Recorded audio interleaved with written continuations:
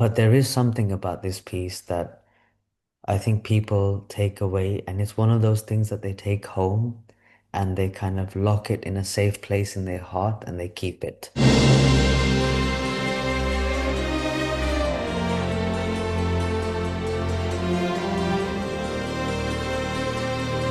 Hi everyone, it's Silas from AsianCultureVulture.com. How are you doing? Thanks for joining me. Yes, we're back from Cannes. This is the first video in London. We're going to be talking to the dancer, composer Aakash Odedra about Songs of the Bulbul, which is coming to Sadler's World East in London. It's a dance piece like no other. It's very unique in mixing Sufi ideas with Indian classical dance. Aakash Odedra has won awards. Let's go and find out more from the man himself. Aakash Odedra, welcome to AsianCultureVulture.com. How are you? Yeah, I'm very good. Thank you. Good. So tell us about the songs of Bulbul. Where did the idea come? It's very imaginative, I think. Bulbul is a story of a mythical Persian nightingale, and it kind of emerged through a conversation with the choreographer Rani Khanam. She told me this story about this kind of mythical nightingale, this kind of caged bird, this bulbul, and it resonated with life, and it felt so human. Rani Khanam, I understand she's based in Delhi. She's very knowledgeable about the Sufi Kathak. Obviously, Kathak is a lot of people will be familiar as an Indian classical dance form, but the idea of Sufi, which obviously comes from a different, Muslim Islamic tradition. Kathak's one of the few classical styles that kind of has these very different ideologies, but it's known as a Ganga Jamna Tehzeeb, so this confluence of two rivers. So the Muslim element is very much prevalent and present, just as much as the Hindu Kathak, the other side of Kathak is definitely. So that's kind of part of the foundation, especially of Lucknow Gharana, the what Rani Di comes from. And she's a Muslim woman herself. So I think naturally there's a tendency to go towards your own, as she says, apni Your zat. own tradition and background, yeah, yeah. Yes, she has the ability to kind of find the common ground between things rather than the differences. And I think that's what she's done here. She's brought the commonality of, these two forms, and especially the Sufi side, and kind of made it more universal rather than specific. Yeah. What were the challenges of doing that as a dance? How do you open this story of this nightingale, this Sufi Katha concept, and make it more universal so people who don't come from that background can connect to it? And I think the answer to that was the emotional aspect. It had to have this sense of heightened emotions because we've all been through pain, we've all been through separation, we've all been through frustration, we've all felt liberation. So we had to find these kind of common emotional narratives through the piece which connected to people. So that probably was the challenge more than anything else. Is it very personal to you? Because it feels like everything that you've done before is in this work, and it's a kind of it's another level or a slightly different level of the work you've been doing, and it's very much you. Yeah, I think all the work somehow is personal. It always comes from a palette of experiences that you've had in your life or people you've wanted to work with. Like I wanted to work with Rani Di, I wanted to work with Aditi Mangal Das, because there's something about them that connected them to me and me to them. So a lot of the work does connect on a personal level. And this piece, especially, I think it's very special. It's a kind of tribute to my mother. I call her my smiling bulbul. Um, This is your late mother. so my mother had committed suicide. Yeah. She hung herself in 2020. I started then working with Rani Di. And in a way, it was therapy for me. And she had the ability to really see through the soul.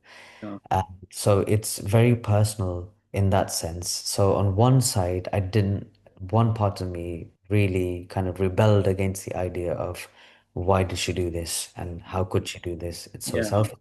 The other part of me said, it kind of empathized with the human side of her desperation. But there's a parallel between this bird's desperation and Mm. leaving its body and, my mother's life. and at the end, it's a story ultimately about a caged bird. And then, it's also a kind of a metaphor of an artist's life. There's a whole story about the bulbul that when the bulbul is captured, it's given to a royal, and this mythical bulbul's value is so high that it can't be compared to anything in the material realm. However, there's a process of refinement that the bird has to go through to get its most potent, powerful, and melancholic melody out. So it's almost like training. So first, the bird is placed near a window where it would see the sky and sing of its former freedom and life. And secondly, the bird would be put into a room where there's only one crack and an area where light can come and enter the room. So the bird sings almost to reach that light, that sense of what, it used to feel like. Third one, where the bird's cage is bound in a black cloth, and then we move on to the final one where the bird's eyes are removed or popped. Um, and then this is where the bird knows it has no option but to leave its body now because there's nowhere to go. Because each stage of training or refinement, the bird's song has become more desperate. And as it sings its final song, its most melancholic, potent song, it leaves its body. And it's about transcendence in the end. So there's these three parallels, like an artist's life. And when I perform on stage, every time I dance, I feel like I die a little. Yeah. You refine, refine, refine till there's nothing left to refine. So I feel like these kind of parallels are definitely there. But yes, it all kind of trickles down to a personal connection. And for me, I suppose, somewhere in my subconscious, this idea of my mother and this whole situation was there. Right. And tell us about the music. Rushil Ranjan has composed the music especially for this. Was that he was part of the whole Yeah. process of putting songs of Bulbul together? We just interviewed him, so it's that very fresh, and he's also somebody who really excites and fascinates me. And what drew you to him? Rushil is, in my opinion, he's a legend. He genuinely is incredible. And I always used to laugh and say to him, he's going to be the next A.R. Rahman. And Yeah. it's kind of true now, isn't it? I mean, he has the ability to reach out to people who don't come from these backgrounds. Our first collaboration was Ghar Aa, or Yeah. something that Abby and him made, and I danced on. And then from there, it was never ending. It feels like the next Yeah. many shows, we're all connected. We're connected to each other. What's the thing that you pick up most from the audience when they talk to you about it or they ask questions about it? People are very emotional after the show. And they definitely, well, what's incredible is the demographic it's so diverse, and everyone has taken something from the piece. And I mean, I'm highly critical of my own work, very, very critical. But there is something about this piece that I think people take away, and it's one of those things that they take home and they kind of lock it in a safe place in their heart and they keep it. And that's the idea, because I think Rani, they mentioned so many times that soul, that's what we're lacking in this world, in a lot of things. And we're so disconnected from the idea of simplicity and soul. And the music plays a big role in this. Yeah. The choreography, the scenography, I think it takes you to a very simple place, but a very beautiful and honest place.